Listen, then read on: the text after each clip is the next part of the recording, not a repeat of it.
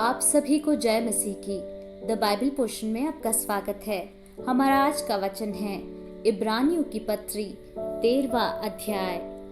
भाईचारे की प्रीति बनी रहे, अतिथि सत्कार करना न भूलना, क्योंकि इसके द्वारा कुछ लोगों ने अनजाने में स्वर्गदूतों का आदर सत्कार किया है।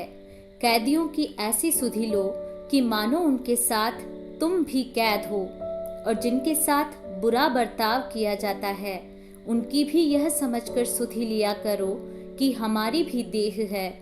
विवाह सब में आदर की बात समझी जाए और विवाह बिछौना निष्कलंक रहे, क्योंकि परमेश्वर व्यभिचारियों और परस्त्रीगामियों का न्याय करेगा। तुम्हारा स्वभाव लोभ रहित हो और जो तुम्हारे पास है उसी पर संतोष करो, क्योंकि उसने आप ही कहा है, मैं तुझे कभी न छोड़ूंगा और न कभी तुझे त्यागूंगा। इसलिए हम निडर होकर कहते हैं, प्रभु मेरा सहायक है, मैं ना डरूंगा। मनुष्य मेरा क्या कर सकता है? जो तुम्हारे अगुए थे और जिन्होंने तुम्हें परमेश्वर का वचन सुनाया है, उन्हें स्मरण रखो और ध्यान से उनके चाल चलन का अंत देखकर उनके विश्वास का अनुकरण करो। यीशु मसीह कल और आज और युगानुयुग एक सा है। नाना प्रकार के विचित्र उपदेशों से न भरमाए जाओ, क्योंकि मन का अनुग्रह से दृढ़ रहना भला है, न कि उन खाने की वस्तुओं से जिनसे काम रखने वालों को कुछ लाभ न हुआ।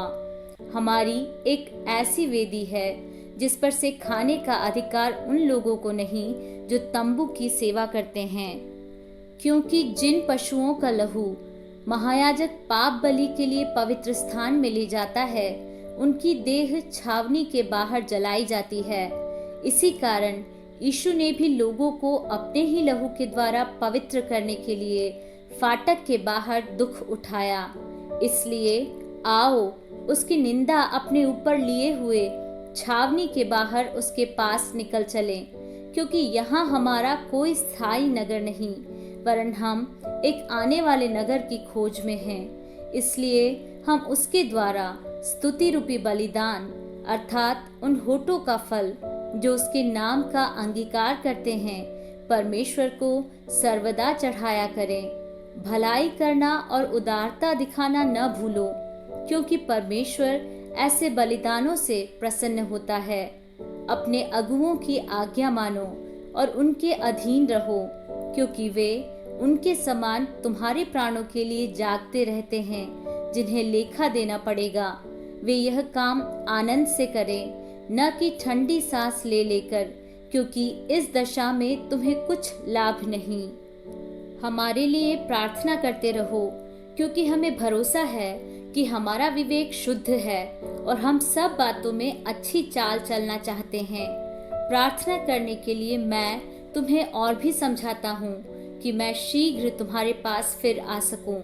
अब शांतिदाता परमेश्वर, जो हमारे प्रभु यीशु को, जो भेड़ों का महान रखवाला है, सनातन वाचा के लहू के गुण से मरे हुओं में से जिलाकर ले आया, तुम्हें हर एक भली बात में सिद्ध करे, जिससे तुम उसकी इच्छा पूरी करो, और जो कुछ उसको भाता है उसे यीशु मसीह के द्वारा हम में उत्पन्न करे। उसी की महिमा युगानुयुग होती रहे। आमीन। हे भाइयों, मैं तुमसे विनती करता हूँ कि इस उपदेश की बातों को सह लो, क्योंकि मैंने तुम्हें बहुत संक्षेप में लिखा है। तुम्हें यह ज्ञात हो कि तीमुथियुस हमारा भाई छूट गया है, और यदि वह शीघ्र आ गया तो मैं उसके साथ तुमसे भेंट करूँगा। अपने सब अगुओं और सब पवित्र लोगों को नमस्कार कहो। इटली वाले तुम्हें नमस्कार कहते हैं। तुम सब पर अनुग्रह होता रहे। आमीन।